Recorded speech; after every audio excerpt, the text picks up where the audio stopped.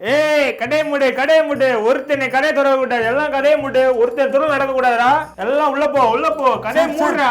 Sir இன்னைக்கு ஏதோ பந்தா பந்தலாம் இல்லையா நௌரியா? ஏய் கடையை மூடுறா, அவனை பாரு, அவனை போய் தூக்கு அங்க பாரு, வெள்ளத்தை போட்டு மத காலத்தை தூண்டா மாதிரி அந்த கும்பல் எடுத்து விடு. சார் அவங்க சின்ன பசங்க சார், கிரிக்கெட் விளையாடுறாங்க, வெயிலுக்கு வெள்ளை தொப்பி போட்டிருக்காங்க. அவங்க முஸ்லீம் இல்ல, கிரிக்கெட்டா கிரிக்கெட் விளையாடுறாங்க. சரி தம்பி அவன் விடுறா அவன் போட்டு விளையாடணும். சொல்லுங்க சார், இன்னைக்கு என்ன சார், என்ன விசேஷம்? இதுல தானே கொண்டு வர போறோம் ஊர்வலம். என்ன ஊர்வலம்? பிள்ளையாரு விநாயகர் சதுர்த்திக்கு. ஓ அப்படியா? அதுக்காகவா? இந்த தெருவுல தான் தூக்கிட்டு வருவோம். ஆனா இந்த தெருவுல நிறைய முஸ்லீம் இருக்காங்க, இந்த இறைச்சி கடைகள்லாம் நிறைய இருக்கே சார். ஆமா இதெல்லாம் கொண்டு வருவோம் நாங்க.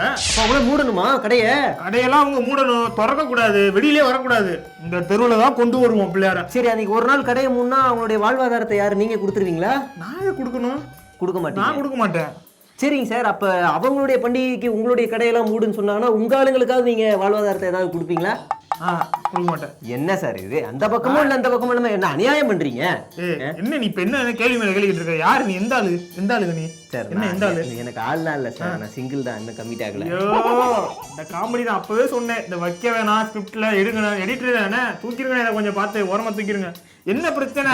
நான் வந்து பேப்பர்ல வரணும்ப்பா, அதனால இப்படி பண்ணிக்கிட்டு இருக்கேன். அதுதான் மேட்டர். பாத்தீங்களா? அதாவது தமிழ்நாட்டுல 3 மதம் எல்லாம் ஒன்னா இருக்கிறோம், என்ன பண்டிகை வந்தாலும் ஒன்னா இருக்கிறோம். எங்க 3 இணைக்கிறதுக்காகவே ஒரு ஸ்பெஷலா ஒரு பண்டிகை இருக்கு, பொங்கல் பண்டிகை, தமிழர் திருநாள். அதுலயும் மத சாயத்தை திணிக்கிறாங்க இந்த மாதிரி ஆளுங்க. இந்த மாதிரி ஆளுங்க வந்து ஆளு பிரிச்சு பேசுவாங்க, நம்பிடாதீங்க. அப்படி தேடி வந்தா வாயிலே அடிங்க. இப்ப நான் இவன் நடிக்கிறேன். வெளியே வர இன்னமும் மிஸ் ஆகுது. இது ஃபினிஷிங் ஒரு மாதிரி இருக்கு. என்னடா யோசிக்கிற, என்னாச்சு? இல்ல ப்ரோ, எப்பவுமே இன்ட்ரோல கொஞ்சமா ஹியூமர் இருக்கும். ஹியூமர் இல்லாம மாதிரி எனக்கு ஒரு மாதிரி இருக்கு இன்ட்ரோல. இன்னும் கொஞ்சம் ஆட் பண்ணுவோமா ஹியூமர் இதுல? இல்ல நல்லா இருக்கு, இது எனக்கு ஓகே தான், இது செம்மையா இருக்கு. இதுதான் இன்ட்ரோ, போட்டு விடுங்க. இது இன்ட்ரோ போட்டுருவோம். நல்லா இருக்கு, போதும். இன்ட்ரோ தான். வாங்க.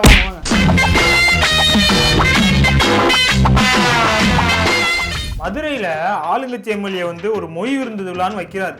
அவ்வளோ பெருசா வைக்கிறாரு. அத்தனை ஆடு, அத்தனை கோழி, அப்படியே விருந்து படையெல்லாம் வைக்கிறாங்க. நான் போய் சரி சாப்பிட்டு பார்ப்போம் என்னதான் பண்றாங்க, நல்லா இருக்கா இல்லையான்னு போய் சாப்பிட்டேன். சாப்பாடுலாம் சூப்பரா இருந்துச்சு, நல்லா வயிறு ஃபுல்லா சாப்பிட்டேங்க, நல்லா விருந்தா வச்சாங்க. என்ன விஷயம்னா அதுல மேட்ரு வர நல்லா கேளுங்க. அந்த மொய் சாப்பிட்டதுக்கு அப்புறம் மொய்ன்னு ஒன்று வைக்கிறாங்கல்ல, அங்கதான் விஷயமே இருக்கு. 1 ரூபா 2 ரூபா 12 கோடிங்க, மொய் மட்டும் 12 கோடிங்க. இது என்ன, இது கேட்க வச்சு ஆளுநர் நினைச்சிட்டு இருக்காங்கண்ணா. இதெல்லாம் கேட்கணும் இந்த மொய். பேசிக்கிட்டு நீ பாட்டு உள்ள போயிட்டு இருக்க. என்ன செய்ய சொல்ற? சாப்பிட்டாச்சு, கையை கழுவினமா, மொய்ய வச்சமா, புறப்பட்டு போனமான்னு இருக்கணும்யா. இங்கே இருப்பாங்க. உங்களுக்காக பேசிக்கிட்டு இருக்கேன். அது ஒரு நூதன திருட்டு மொய் வந்து இப்படி வச்சு உங்களை திருடிக்கிட்டு இருக்காங்க, காசை வாங்கிட்டு இருக்காங்க. உங்களுக்கு தான் படிச்சு பேசிக்கிட்டு இருக்கேன். போய் மொய் வைக்கிறீங்க. யாரியா நீ? மொய் விழாவனா என்னன்னு தெரியுமா உனக்கு? தெரியாது. என்ன பண்ண போற? அடிக்க போறேன். சாப்பிட்ட கைடா. இப்ப என்னயா மதுரை ஸ்லாங் வரல, நார்மல் ஸ்லாங் போய்க்கவா, கஷ்டமா இருக்கு. எப்படி பேசினாலும் ஒரே ஸ்லாங் தான். போ. மொய் விழானா என்ன நினைச்சிட்டு இருக்கிற? ஒரு வீட்டுல, எங்க வீட்டுல வந்து இல்ல விழா வச்சிருக்கோம் அப்படின்னு கேலண்டர் சைஸ்ல ஒரு பத்திரிகை அடிப்பாங்க. அந்த பத்திரிகையில 100 தாய்மாமன் பேரு, 100 சித்தப்பன் பேரு, 100 பெரியப்பன் பேருன்னு எல்லா பத்திரிகையும் வைக்கணும், எல்லாரும் பேரும் சேர்க்கணும். அதுல ஒரு தாய்மாமன் பேர் முன்னாடியோ பின்னாடியோ வந்துருச்சுன்னா ஐயோ எனக்கு மரியாதை கொடுக்கலன்னு வரமாட்டான் விசேஷத்துக்கு.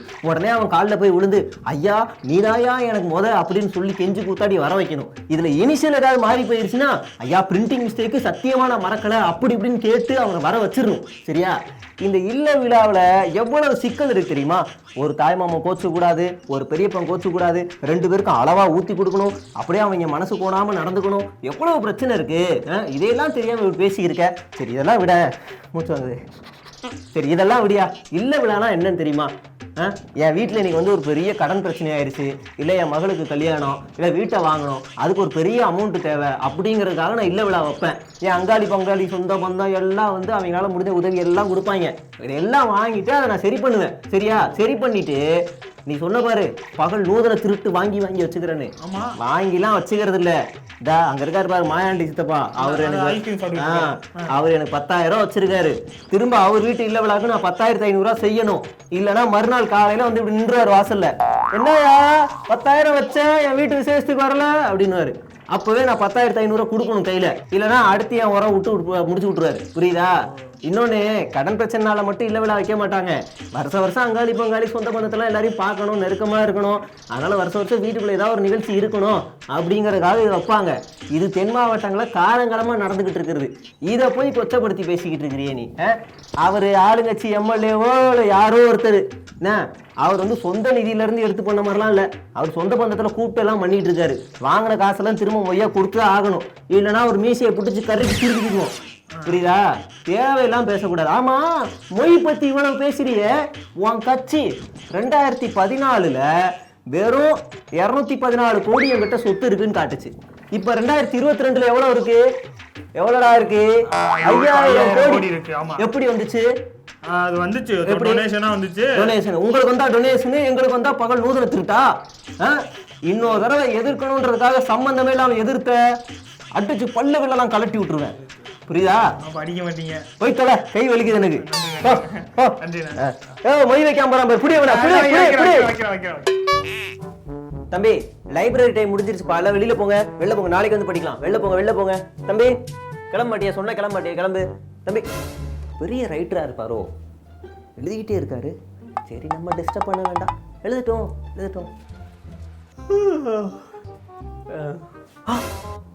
என்ன விடிய எழுதுறாரு? பெரிய நாவல் ரைட்டரா இருப்பாரோ? சுச்சோ, இன்னைக்கு ஒன்று டிஸ்டர்ப் பண்ணக்கூடாது. அப்புறமா வருவோம். தம்பி, லைப்ரரி டைம் இன்னைக்கு முடிஞ்சிருச்சு. வெளில. என்னப்பா இவரு பயங்கரமா எழுதுறாரு? இன்னைக்கு கேட்டே ஆகும். சார் நீங்க ஒரு பெரிய ரைட்டர்னு நினைக்கிறேன். விடிய எழுதுறீங்களே சார். அப்படி என்ன எழுதுறீங்கன்னு தெரிஞ்சுக்கலாமா? ஆனா ஒரு சுதந்திர போராட்ட வீரரை பத்தி எழுதிட்டு இருக்கேன். சுதந்திர போராட்ட வீரரா? சார் எனக்கு இந்த வீரர்கள் கதைனா ரொம்ப பிடிக்கும் சார். நான் படிக்கட்டுமா சார்? ப்ளீஸ். படிக்கணுமா? ஆமா சார். நான் எழுதுறதே படிக்கிறதாப்பா. உங்களால படிக்கிறதுனா எழுதுறேன். நான் படிங்க. Thank you sir. படிங்க. காவாக்கார் சார். அவரேதான். காவாக்கார் ஒரு வீரன், மாவீரன். அவர் 100 பாகுபலிக்கு சமம், 200 KGF ராக்கி பாய்க்கு சமம், 300 பருத்தி வீரர்களுக்கு சமம். இவர் நின்ன இடத்தில் நின்று 100 பேர் வந்தாலும் அவர்களின் மார்பாக்ஸை உடைப்பவர். ஓ, பயங்கரமான வீரரா இருக்காரு. ஆயுதமே இல்லை என்றாலும் வெள்ளையனை ஓட விரட்டி அடித்த பெரிய வீரன். சார் இங்க பாருங்களேன், கேட்கும் போது மகன் அப்படி புல்லரிக்குது சார். சார் எனக்கு இந்த வீரனை பார்த்தே ஆகணும் சார். இவரோட போட்டோ ஏதாவது இருக்கா சார்? ஆமா சார், இருக்கு போட்டோ. இந்த மாதிரி வீரனோட இதெல்லாம் வாழ்க்கை வரலாறுலாம் ஏன் பாடத்திட்டத்தில் சேர்க்கல? போட்டோ சார், தொப்பி மட்டும் வச்சா நீங்க தான் சார். இது சார் உங்க தாத்தாவா? இது இல்ல தாத்தா தான் சார். டிட்டோ உங்களை மாதிரியே இருக்காரு சார். உங்களை மாதிரியே இருக்காரு சார். என்ன ஒரு மாவீரன் பத்தி பாத்தியோ இல்லையா? என்ன மாதிரி இருக்காரு? நல்லா பாரியா, அது அவர்தான். நீதானா? அவருக்கு அவரே புக் எழுதிட்டு இருக்காரு. அது தெரியாம நீங்க வந்து கேட்டு சும்மா போய் சொல்லாதயா. அவர் பேர் சித்திரகுப்தன், நீங்க எழுதி இருக்காரு. புனை பேருங்க. அவர் பேரே போட்டா எழுத முடியும். அது புனை பேருங்க, சித்திரகுப்தன்றது. என்னங்க இது? நம்பவே முடியல. இது என்னங்க, இன்னும் மேல படிங்க, என்னென்ன கூத்து இருக்குன்னு தெரியும்.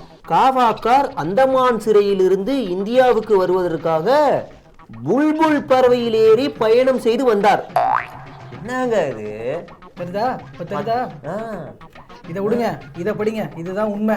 இதுவா? இது எப்படி இருக்குன்னு பாருங்க, என்ன தெரிஞ்சிடும். துரை ஐயா அவர்களுக்கு வணக்கம். நான் காவாக்கார். கொஞ்ச நாளாவே நான் சிறையில் இருக்கிறனால என்னுடைய உடல் நலம் ரொம்ப வீக்கா இருக்கு. அதனால என்னை மன்னிச்சு அருளுமாறு கேட்டுக்கொள்கிறேன். தயவு செய்து என்னை மன்னித்து விட்டு விடுதலை செய்யுங்கள்.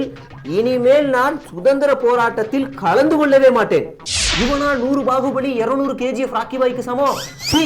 மகனை நீ செத்துறா. நீங்க எங்க இருந்தாலே தெரியல. 2 நாளா லைப்ரரியில எழுதிட்டு இருந்தாங்க. இங்கதாங்க இருப்பாரு. எங்க போனாரு? எஸ் ஆயிட்டாங்க. தெரியலையா? இங்க பாருங்க. என்ன இது கேட்கிற? எனக்கு வெறுப்பாகுது. இந்த மாதிரி கேரக்டரை பார்த்தாலே எரிச்சல் ஆகுது. அதனால அடிப்பேன். இனிமே எவனால லைப்ரரியில உட்காந்து எழுதிக்கிட்டு இருந்தீங்க. அப்பாடா, அடிச்சுக்க ஆரம்பிச்சிட்டாங்க. இன்னும் 20-30 வருஷத்துல பட்டியலுக்கு வச்ச மாதிரி நமக்கு ஒரு 30,000 கோடியில செலவழிக்க மாட்டாங்க. வைப்பாங்க, வச்சிருவாங்க.